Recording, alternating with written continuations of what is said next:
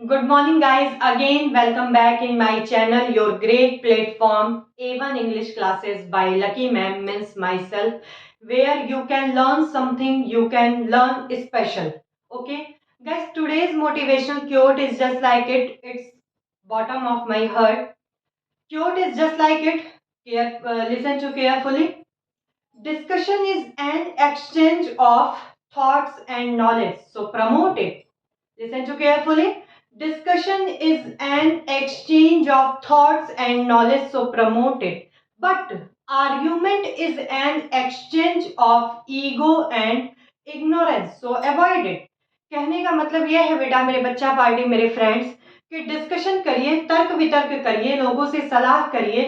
इससे क्या होता है कि हमारे विचारों का आदान प्रदान होता है और कह सकते हैं कि नॉलेज का आदान प्रदान होता है, ज्ञान हमारा बढ़ता है। कुछ ज्ञान हम दूसरों को देते हैं, कुछ ज्ञान हम दूसरों से लेते हैं। कब? जब हम तर्क वितर्क कर रहे हैं। लेकिन डिस्कशन का ही एक कह सकते हैं कि बिगड़ा हुआ रूप आर्ग्यूमेंट, अगर हम बहस करते हैं तो इसमें क्या होता है कि बस ईगो एक दूसरे का देखने को मिलता है और अज्ञानता का आदान प्रदान होता है। सो अवॉइड इट। कहने का मतलब यह है कि बहस को अवॉइड करिए, लेकिन डिस्कशन तर्क वितर्क को जिंदा रखिए। तर्क वितर्क से हम आगे बढ़ सकते हैं, क्योंकि जब लोग अपने विचारों को हमारे तक पहुंचाते हैं, हम दूसरों के विचारों को समझते हैं, तो कहीं ना कहीं से ये हमारे प्रमोशन का एक हिस्सा होता है। ठीक है guys, today I will discuss with you, actually with all of you, about indefinite pronoun. It's prefer with name also, means indefinite pronoun जो है वो नाम से ही पता चलता है। अनिश्चय वाचक। अनिश्चय वाचक का मतलब ये होता है कि जिसमें कुछ भी फिक्स ना हो, जिसमें कुछ भी डेफिनेट ना हो। तो आइए फटाफट देख लेते हैं। कोशिश करूंगी कि विद एग्जाम्पल आज इसी वीडियो में इंडेफिनिट प्रोनाउन क्लियर कर दूं। बहुत ही इजी लैंग्वेज में पढ़ाऊंगी, बहुत ही इजी कॉन्सेप्ट में पढ़ाऊंगी, जो कि बिगिनर से लेके एडवांस लेवल तक का जो भी कंफ्यूजन होगा वो शॉर्ट आउट हो जाएगा। Let's see here with carefully. Indefinite का मतलब मैंने आप लोगों को बता दिया। 1 सेकेंड। इंडेफिनिट का मतलब बता दिया, अनिश्चयवाचक। अनिश्चयवाचक प्रोनाउन का मतलब आप लोगों को पता ही है। ठीक है, सर्वनाम। अनिश्चयवाचक सर्वनाम जो कि नाम से ही पता चल जाता है। अब फटाफट देख लेते हैं। Some, any, some, any and every and no. ये चार जो हमारे होते हैं, ये क्या होते हैं? ये हमारे इंडेफिनिट प्रोनाउन होते हैं। और जब इसको हम थोड़ा सा देख लेंगे कि किसके साथ ऐड करेंगे, body, one, where, body, listen to carefully, see to carefully on whiteboard, body, one, thing, where. Okay, अब फटाफट इसके साथ जोड़ लेते हैं। सबसे पहले तो ये चीज देख लेते हैं कि बडी किसके साथ लगता है, वन किसके साथ लगता है, वेयर और थिंग। तो सबसे पहले तो मैं आप लोगों का ये डाउट क्लियर कर दूं कि जो बडी और वन होता है वो हमेशा पर्सन के लिए यूज होता है। A name is a place, person और थिंग, सुना होगा आपने। तो ये तो हो गया भाई पर्सन का, तो एकदम डाउट क्लियर हो गया कि पर्सन के लिए हम इंडेफिनिट प्रोनाउन में क्या यूज करेंगे, या तो बडी यूज करेंगे या वन यूज करेंगे। अब आ जाते हैं प्लेस के लिए। प्लेस के लिए वेयर। ठीक है, थिंग के लिए क्या यूज करेंगे, सॉरी थिंग किसके लिए यूज करेंगे, थिंग्स के लिए। ठीक है, अब जो सम है, एनी है, एवरी है, नो है, ये इसके साथ आर्टिकल्स की तरह ज्वाइन हो जाएगा, जो कि एक बहुत ही अच्छा कॉम्बिनेशन देगा। किसका? इंडेफिनिट प्रोनाउन का।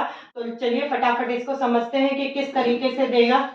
एक चार्ट वाइज हम बनाते हैं और उसके बाद उसको हम समझते हैं कि किस तरीके से ये इंडेफिनिट प्रोनाउन निकल के आएगा, जो कि हम पर्सन, प्लेस, थिंग के लिए यूज करेंगे। मैंने आप लोगों से बोला सम, एनी, सम, एनी, एवरी और लास्ट आपका बोला था नो।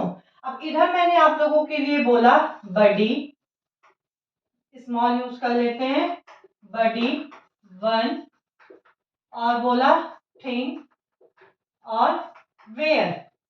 ठीक है, अब देखते हैं कैसे। तो सम को अगर बडी के साथ जोड़ लिए तो क्या हो जाएगा, समबडी। ठीक है, सम को वन के साथ समवन, सम को थिंग के साथ समथिंग। क्लियर है ये चीज। और सम को जब हम वेयर के साथ जोड़ेंगे, our last definite indefinite pronoun is somewhere. बहुत ही इजी कॉन्सेप्ट है। इसी तरीके से एनी को जब जोड़ लेंगे, हम फटाफट लिखते हैं एनीबडी, एनीबडी, समबडी, सॉरी सम, हाँ yes yes, somebody, oh sorry, anyone, anyone, फिर एनीथिंग, फिर एनीवेयर। ठीक है, फिर इसी तरीके से एवरी का भी हो जाएगा, everybody, everybody, everyone, everyone, everything, everywhere, everywhere. No का भी ऐसे ही हो जाएगा, नोबडी, नो वन, नथिंग, और लास्ट है, समझ लीजिएगा, नो वेयर। अब सबसे पहला डाउट तो आप लोगों के मन में ये उठा होगा कि मैम अभी आपने बताया कि जो हमारा बडी है और वन है, ये दोनों ही, इसको मैं हटा देती हूँ, ये दोनों ही आपने बताया कि पर्सन के लिए यूज होगा। ठीक है भाई, इसका तो कॉन्सेप्ट क्लियर हो गया कि ये थिंग्स के लिए यूज होगा। वेयर का भी कॉन्सेप्ट क्लियर हो गया कि ये प्लेस के लिए यूज होगा। लेकिन मैम ये जो पर्सन वाला जो डाउट है, ये बडी है और वन है, दोनों का यूज हम कैसे समझेंगे कि कहाँ पे बडी यूज करना है, कहाँ पे वन यूज करना है। बहुत ही अच्छा कंफ्यूजन, बहुत ही अच्छा कंफ्यूजन है ये। इसको ब्रीफ में मैं आप लोगों को क्लियर करने की कोशिश करूंगी। गाइस, जो बडी होता है और वन होता है, इसमें बहुत ही छोटा सा डिफरेंस है। डिफरेंस ये है कि जब हम अगर ग्रुप के अंदर की बात कर रहे हैं, भाई इससे ये तो क्लियर हो गया है इन चारों आर्टिकल से, ये हमेशा दो या दो से अधिक में यूज होगा। ठीक है, अब जब हम ग्रुप में बात करेंगे तो वहां पे हम बडी का यूज करेंगे। जैसे मान लीजिए हम फैमिली में किसी की बात कर रहे हैं, या फिर हम क्लास में किसी की बात कर रहे हैं, या हम चैनल पे ही किसी की बात कर रहे हैं, where we should use body, somebody, anybody, everybody, nobody. लेकिन वन का यूज कब हम करेंगे, जब आउट ऑफ ग्रुप होगा। क्या होगा, आउट ऑफ ग्रुप होगा। क्लियर है ये चीज। तो आई होप आप लोगों को समझ में आ गया होगा। अब फटाफट देख लेते हैं कि अफर्मेटिव में किसका यूज होता है, इंटेरोगेटिव में किसका यूज होता है। देखिए, सबसे पहली बात तो सम का यूज हमेशा अफर्मेटिव में होगा। ठीक है, एनी का यूज इंट्रोगेटिव और निगेटिव में होगा। आई होप आप लोगों को समझ में आ रहा होगा।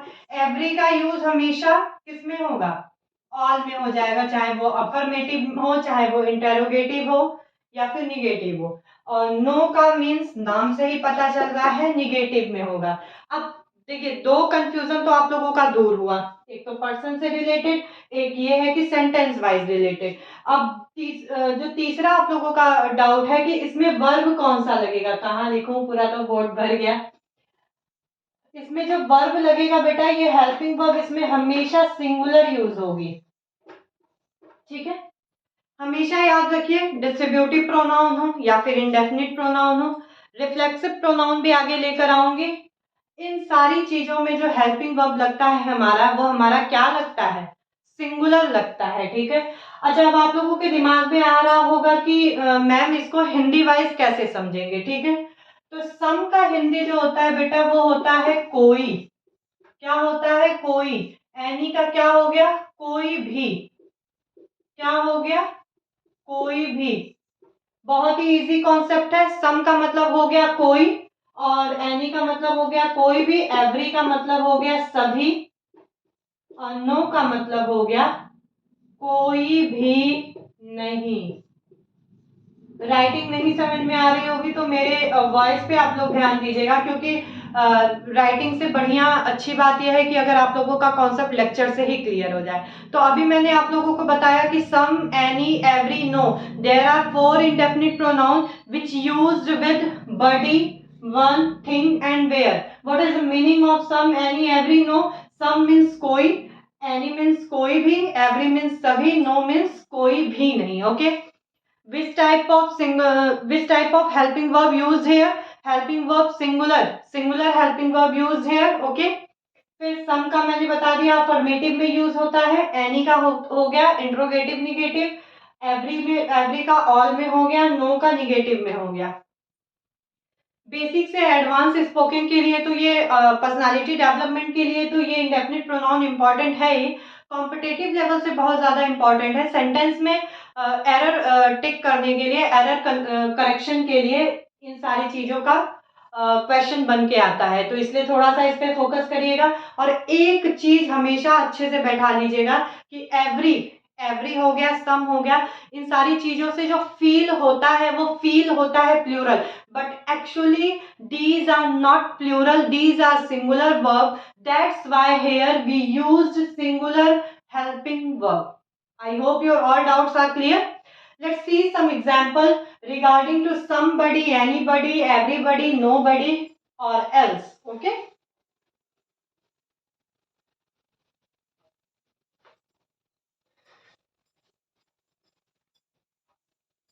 इसी बहाने ये जो बडी है और नो है इसमें भी क्लियर हो जाएगा। ठीक है, first is somebody is going, कोई जा रहा है। somebody is going, मान लीजिए आपकी कॉलोनी का है, आपके क्लास का है, अगर वो जा रहा है तो वहां पे मतलब क्या है कि आप उसको थोड़ा बहुत जानते हैं। That's why I used here somebody is going. But when we talk about any stranger, stranger का मतलब ये होता है कि जिसे हम नहीं जानते हैं। अगर हम किसी stranger के बारे में कह रहे हैं तो यहाँ पे फटाफट हो जाएगा someone is going, कोई जा रहा है। इससे जो फील आ रहा है बेटा, दोनों का मतलब तो यही है कि कोई जा रहा है, इसका भी मतलब क्या हो गया, कोई जा रहा है। But here we feel somebody is going means I know him, I know him, but someone is going means I don't know him।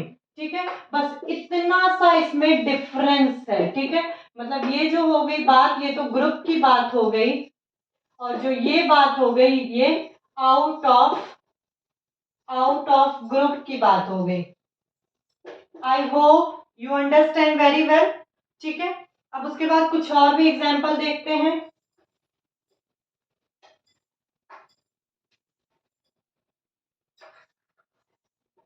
एक मूवी आई थी ABCD, उसी से रिलेटेड है। Anybody can do this, here something is changed, it was anybody can dance but anybody can do it। कोई भी इसे कर सकता है, बड़ी लग गया मीन्स ग्रुप से रिलेटेड है। ठीक है, अब थोड़ा सा वन का भी लेके चलते हैं। मान लीजिए कि I did not know anyone, I did not know anyone in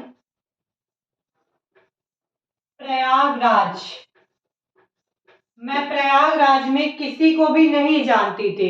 When I shift here, okay, ये मैंने इंक्लूड कर दिया, मतलब मैं प्रयागराज में किसी को भी नहीं जानती थी। एनीवन मीन्स मेरा किसी से ग्रुप क्या दूर दूर तक का कोई भी लेना देना नहीं था। That's why I used here anyone. I hope one and body's concept is clear for all of you. Okay,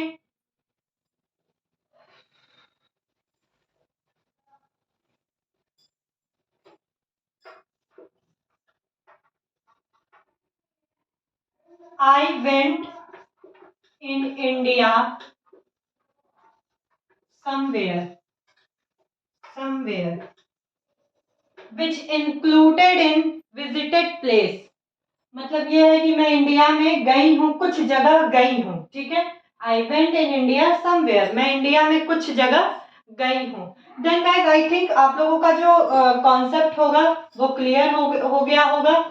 okay, कोई भी डाउट नहीं है इसमें। सबसे बड़ा डाउट जो था वो था किस चीज का था, सम और एनी, सॉरी एनी और वन और बडी का यूज था डाउट, वो क्लियर हो गया है। बाकी सब मैंने बता ही दिया कि सिंगुलर वर्ब इसमें लगेगा, हेल्पिंग वर्ब सिंगुलर लगेगा, ठीक है।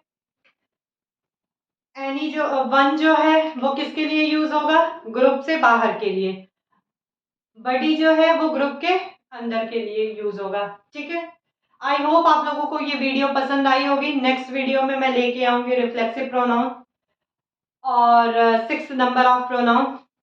Then if you like my channel, if you like my video, then please share and subscribe my channel, means A1 English classes by Lucky ma'am. Okay, thank you, take care.